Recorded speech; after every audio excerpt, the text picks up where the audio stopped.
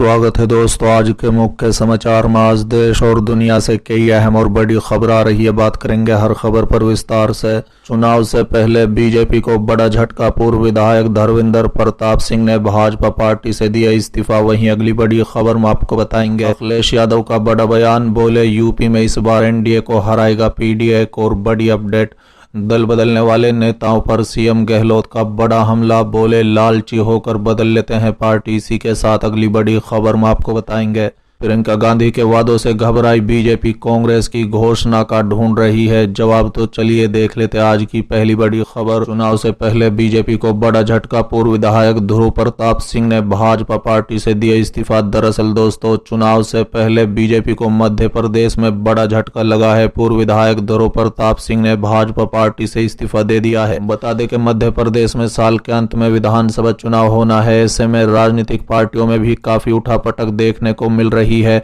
बता दें कि इस बीच नेताओं का पार्टी को छोड़ने और दल बदलने का दौर भी शुरू हो चुका है। इसमें सबसे ज्यादा झटका भारतीय जनता पार्टी को लग रहा है। बता दें कि भारतीय जनता पार्टी से रूठ कर एक के बाद एक कई दिग्गज नेता पार्टी छोड़ रहे हैं। अब हाल ही में खबर आ रही है कि कटनी से भाजपा के दिग्गज नेता पूर्व विधायक कुंवर ध्रुव प्रताप सिंह पार्टी की प्राथमिक सदस्यता से इस्तीफा दे चुके हैं।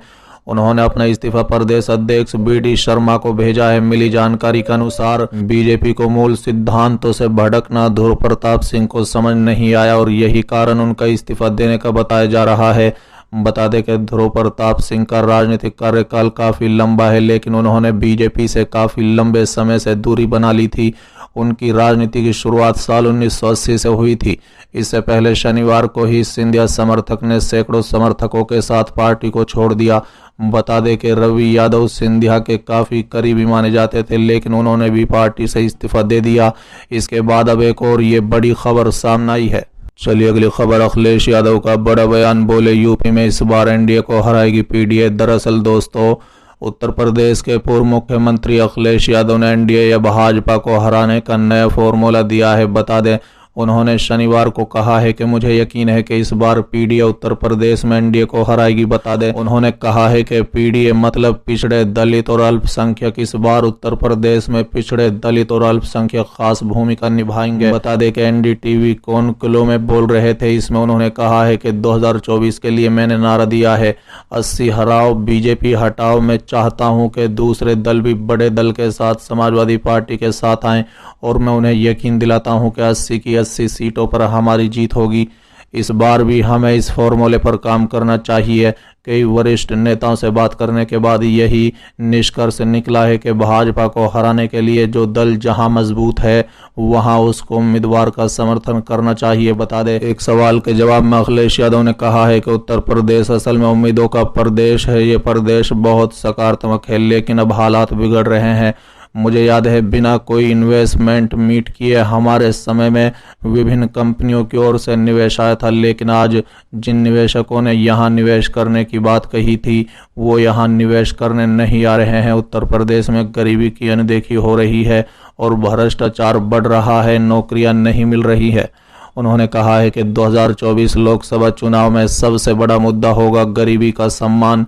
बता दें, महंगाई और बेरोजगारी और गरीबी बढ़ा रही है। गरीब लोग परेशान हैं, इसलिए इस बार जनता बदलाव लाएगी। उत्तर प्रदेश में एक भी जिला अस्पताल पिछले 6 वर्षों में नहीं बना है। इस सरकार ने घर घर एम्बुलेंस की सेवा बंद कर दी, जिससे काफी लोग परेशान हैं। उन्होंने कहा है कि 2014 में भाजपा उत्तर प्रदेश के दम पर ही सत्ता में आई थी। इस बार यूपी के दम पर ही सत्ता से बाहर जाएगी। अखिलेश यादव ने कहा है कि सरकारी साथ निजी क्षेत्र में आरक्षण लागू होना चाहिए। जातीय जनगणना को उन्होंने समर्थन किया है। उन्होंने कहा है कि जातीय जनगणना होनी चाहिए। कानून व्यवस्था के सवाल पर उन्होंने कहा है कि अभी प्रदेश की कानून व्यवस्था का क्या हाल है ये सबके सामने है। कानून व्यवस्था बिगड़ी हुई है, इसे समझने के लिए एनसीआरबी के आंकड़े देख सकते हैं। चलिए अगली खबर, प्रियंका गांधी के वादों से घबराई बीजेपी, कांग्रेस की घोषणा का ढूंढ रही है जवाब। दरअसल दोस्तों, मध्य प्रदेश की राजनीति में सियासी दल घोषणाओं में एक दूसरे को पछाड़ने में लगे हुए हैं। बता दें, घोषणाओं पर घोषणा किए जा रहे हैं। बीजेपी हो या कांग्रेस, लोकसभा चुनाव की घोषणा कर जनता को रुझाने में लगे हुए हैं। बता दें, कांग्रेस की तरफ से प्रियंका गांधी 6 बड़े वादे जनता से कर चुकी हैं। अब बीजेपी कांग्रेस को चित करने की तैयारी में है। बता दें कि कांग्रेस की माने तो कांग्रेस ने जबलपुर में अपने चुनावी साखानंद में प्रियंका गांधी की मौजूदगी में 5 गारंटी का वादा किया है। कांग्रेस ने सत्ता आने पर 100 यूनिट बिजली माफ, 200 यूनिट पर बिजली हाफ, गैस सिलेंडर 500, महिलाओं को बिना शर्त हर महीने 1500, किसानों का कर्जा माफ और पुरानी पेंशन योजना लागू करने का ऐलान किया है। सिर्फ इतना ही नहीं, कांग्रेस मध्य प्रदेश में अपनी 5 गारंटी को बढ़ाकर 10 करने की तैयारी में है। इसमें युवा, महिला और दूसरे वर्गों को भी साधने की कोशिश होगी। बता दें, पूर्व मंत्री सज्जन सिंह वर्मा के मुताबिक आमजन को विकास और हित से जुड़े मामले को लेकर वचन पत्र समिति लगातार परीक्षा कर रही है। बता दें, सरकार आने पर 10 गारंटी पूरी की जाएंगी। यदि जरूरत पड़ी तो कुछ और गारंटी को भी वचन पत्र में शामिल किया जाएगा। सिर्फ ऐसा ही नहीं है कि कांग्रेस अपने वचन पत्र में कई बड़े ऐलान कर रही है। कांग्रेस के हर दावे को बेअसर करने के लिए बीजेपी भी मास्टर स्ट्रोक लगा रही है।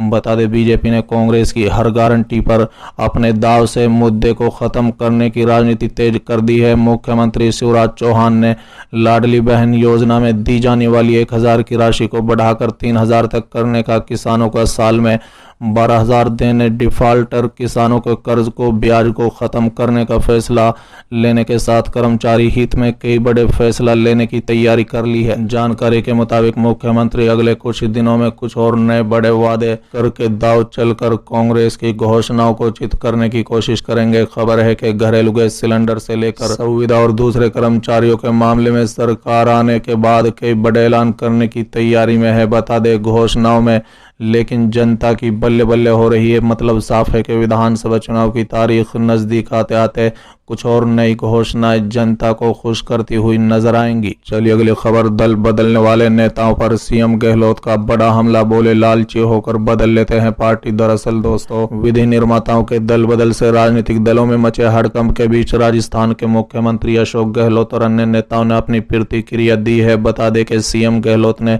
शनिवार को कहा है कि खरीदो फरोख्त ने लोकतंत्र के मूल भाव को प्रभावित किया है और इसे प्रोत्साहित नहीं किया जाना चाहिए। सीएम गहलोत ने राष्ट्रीय विधि निर्माता सम्मेलन को संबोधित करते हुए कहा है कि खरीदो फरोख्त न केवल किसी एक पार्टी के लिए बल्कि सभी के लिए चिंता का विषय बना हुआ है। साथ ही सीएम गहलोत ने सम्मेलन को डिजिटल रूप से संबोधित करते हुए कहा है कि कई बार लोग लालची हो जाते हैं और पार्टी बदल लेते हैं। ऐसा नहीं होना चाहिए, इससे युवाओं में गलत संदेश जाता है। उन्होंने कहा है कि लोकतंत्र में हम विपक्ष के दुश्मन नहीं है, लेकिन हमारे लिए ये महत्वपूर्ण है कि हम अपनी विचारधारा के प्रति प्रतिबद्ध रहें और दल बदलने के बारे में कभी न सोचे। पूर्व उपराष्ट्रपति एम वेंकैया नायडू ने भी दल बदल विरोधी कानून पर चिंता जताई थी और कहा है कि अगर विधायक अपनी राजनीतिक निष्ठा बदलना चाहते हैं तो उन्हें पहले इस्तीफा दे देना चाहिए।